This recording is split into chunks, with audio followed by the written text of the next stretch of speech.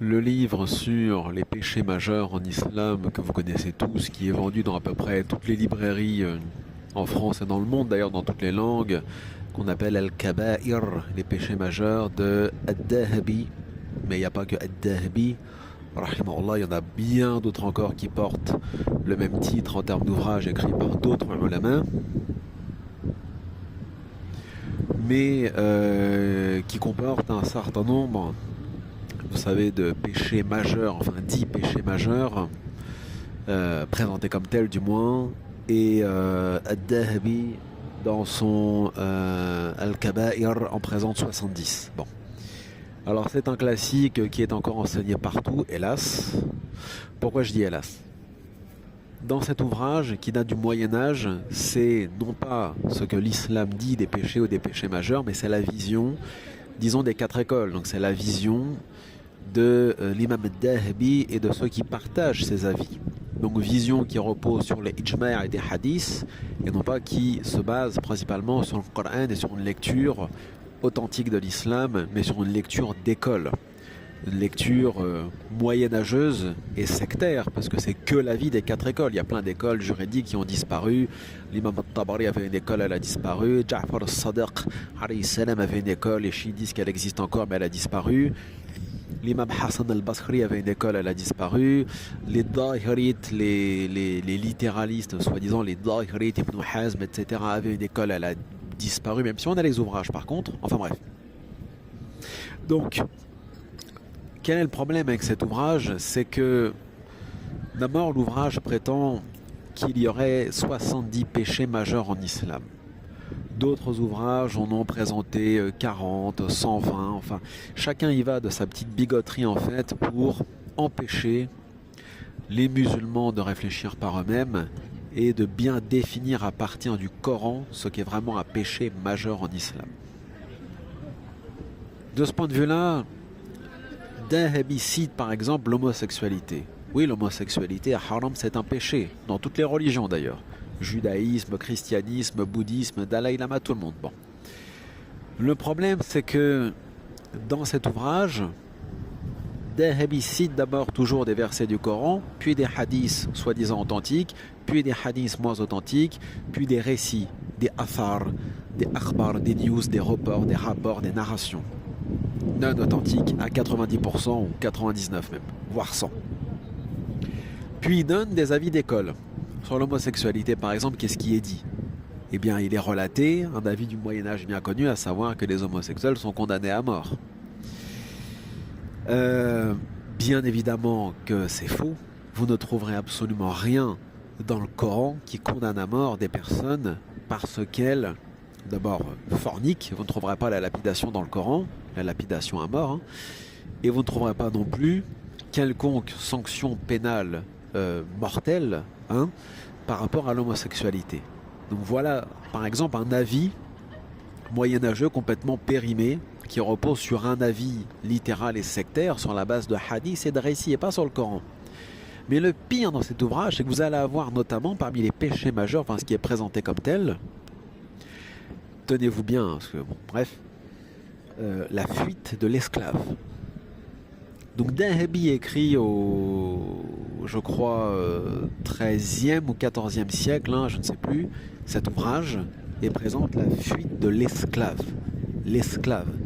L'islam qui est arrivé pour abolir l'esclavage, Dahabi considérait qu'il y avait encore des esclaves. Bah oui, parce que selon les fuqaha, les juristes des quatre écoles, les esclaves, c'est pas des personnes qui sont libres et qu'on peut réduire à l'esclavage, ce sont les prisonniers de guerre, hommes ou femmes, les combattants. Mais ça aussi, c'est d'interprétation. C'est pas le Coran. C'est des hadiths, c'est des athar, c'est des akhbar, c'est des récits, des narrations. Et sur la base de ces narrations, que les ulama se sont appuyés pour dire que les prisonniers de guerre en temps de guerre peuvent devenir des serviteurs, abd, comme on dit, des esclaves soi-disant. Alors c'est pas des esclaves, ils peuvent être affranchis, machin, tel hadith a dit que bon. Le problème, c'est que si on se base sur le tafsir, par exemple, de Sayyid Qutb, ou les écrits d'un autre islamiste bien connu qui s'appelait Taqiyuddin Nabhani, qui est le fondateur de Hizb ut-Tahrir, qu'est-ce qui est dit? L'esclavage n'existe pas en islam. Sur la base même du Coran. du verset 4, Surat Mohammed, Surat 47, qui abolit définitivement l'esclavage, y compris des prisonniers de guerre. C'est soit la libération gratuite, soit échange, rançon, etc. Mais il n'y a pas de réduction à l'esclavage. On suit le Coran. Donc voilà le problème avec ce genre d'ouvrage. On met ça entre des mains de jeunes, de convertis, etc. Ils vont croire à tout et à n'importe quoi. Ils vont raconter après n'importe quoi. Et c'est toute cette espèce de cacophonie qu'on a partout. Sur Internet, dans les mosquées. Les jeunes, ils arrivent. Ouais, mais attends, je l'ai lu dans un livre, il y a un hadith, etc. Dans le fond, il n'a pas tort. Il l'a lu dans un hadith et il l'a lu dans un livre du Moyen-Âge. Mais lui, il ne sait pas, lui. Et moi, j'en veux particulièrement à tous ces individus qui commercialisent ces livres, qui les vendent encore. C'est des livres du Moyen-Âge complètement périmés, alors qu'il y a eu 15 000 ijtihad, efforts d'interprétation sur ces sujets depuis 2, 3, 4, 5, 6 siècles, même plus des fois. Mais on vend encore des ouvrages du XIIIe siècle qui répandent une vision de l'islam complètement périmée, sans laquelle même des orthodoxes sunnites renient cela aujourd'hui. Donc, attention aux ouvrages qu'on va lire. Riyad al-Salihin, bon, moi, je ne lis plus cela depuis des lustres. Ce ne sont que des hadiths.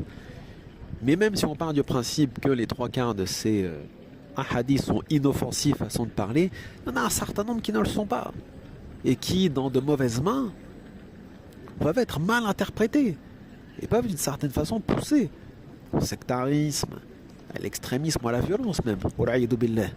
C'est un fait. Alors on va nous dire, oui, mais il y a aussi des versets du Coran qui peuvent... Oui, mais le Coran, on sait ce que c'est. C'est la parole d'Allah Ta'ala qui nécessite tafsir, ta'wil, interprétation. Il y a des hadiths, interprétation ou pas, il n'y a qu'une seule lecture. Le Coran a différentes lectures. Sur un seul verset, on peut avoir 10, 20, 30 tafsirs différents. Sur un hadith, on peut avoir des variantes d'interprétation, mais dans l'absolu, un hadith comme celui qui est rapporté par Al-Bukhari et qui dit celui qui change de religion, fa'aqtuluhu, tuez-le. Le hadith est clair, net et précis, c'est un appel à tuer les apostats.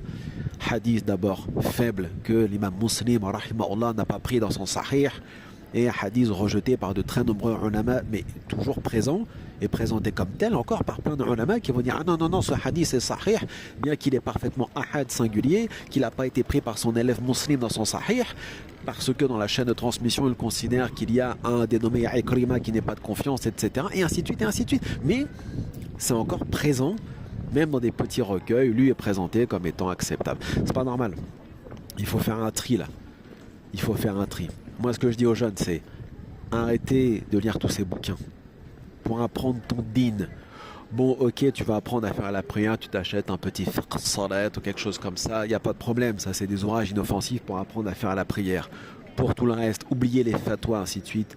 Tu prends le Coran, achète-toi un tafsir intéressant ou va sur Internet lire. Maintenant, il y a Internet sur des sites tenus par des ulama ou des prédicateurs intelligents qui donnent la bonne interprétation des versets. Ce qui compte, c'est le Coran. Le reste va vous embrouiller l'esprit, surtout si tu viens d'arriver dans l'islam.